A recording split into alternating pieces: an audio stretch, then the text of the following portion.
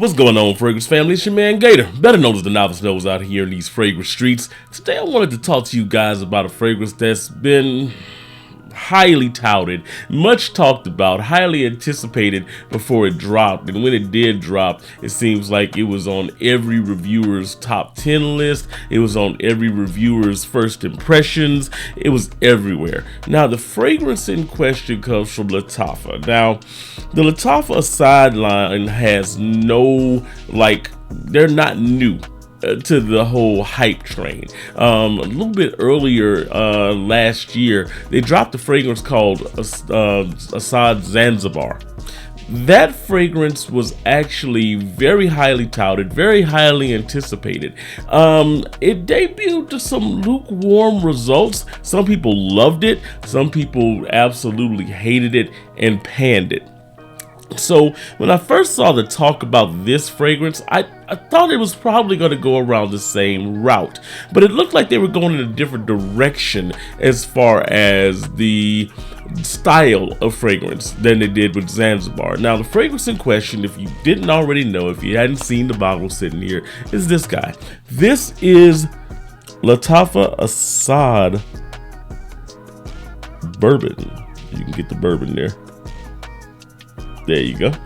So, Asad Bourbon. Now, when you first see the bottle, and when I first saw it, I saw the brown, I was like, oh, bourbon, maybe they're going after PDM Altair. And I think a lot of people thought that. And I'm going to give a quick spray of it right quick. But a lot of people thought that. A lot of people thought, as you see that, I'm just standard.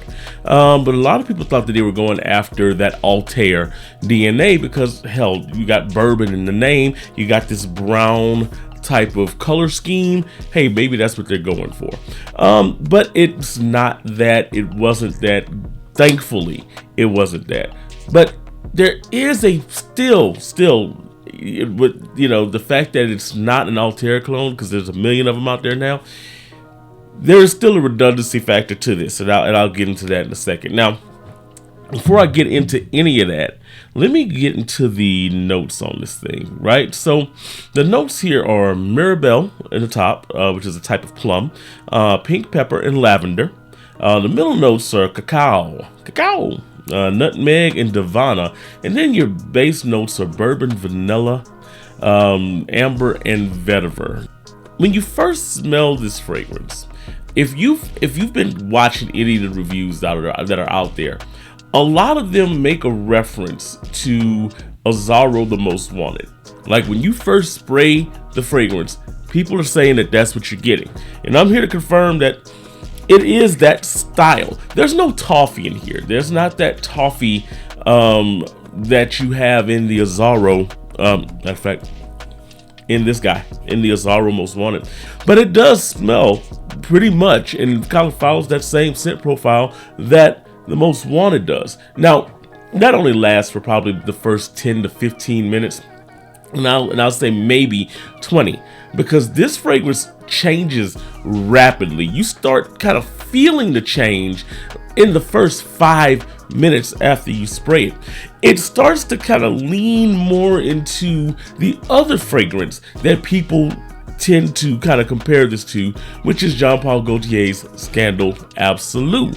Now, Scandal Absolute is another fragrance that utilizes that Mirabelle plum. It's got that sweet but darkness to it, a dark sweetness. It's rich. It's got a chestnut vibe to it as well. That nuttiness in there just kind of like heals everything in, and it gives this really kind of bold vibe to that sweetness that's in there.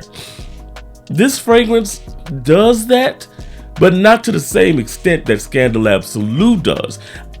In my opinion, it's actually a less sweeter version of, or less fruity version of a specific inspiration of Scandal Absolute, which I have a review coming up on this one too, which is this guy. This is Armaf's, let me see if I can get the swing there. Armaf's Checkmate King.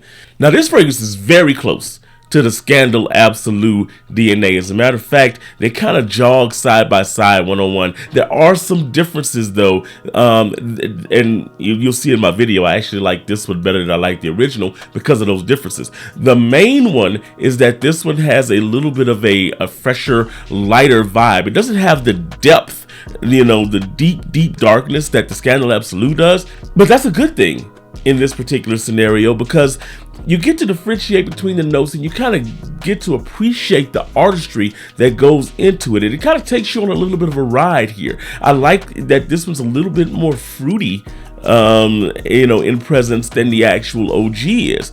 This one, the bourbon kind of comes off the same way, but it's just lighter. It's a lighter and fresher version of that, and I think it's because the lavender actually kind of helps to brighten it up a little bit. Now, I say freshness, but don't get me wrong, this is definitely sweet. It does have a little bit of a resinous sweetness in it, especially when you're going into that first part of the dry down, going in about 30 to 45 minutes or so, you're going to be enjoying a good bit of sweetness. Now, about 30 minutes into the fragrance, you start really picking up one of the differentiating notes that this one has, and that's the cacao note. Now, cacao is more of a chocolatey, powdery. It's not like a straight milk chocolate, but it does have that chocolatey nuance that's there, and it's almost like a powdered version of a chocolatey nuance, and that's what this is. You get a little bit of that cacao-ness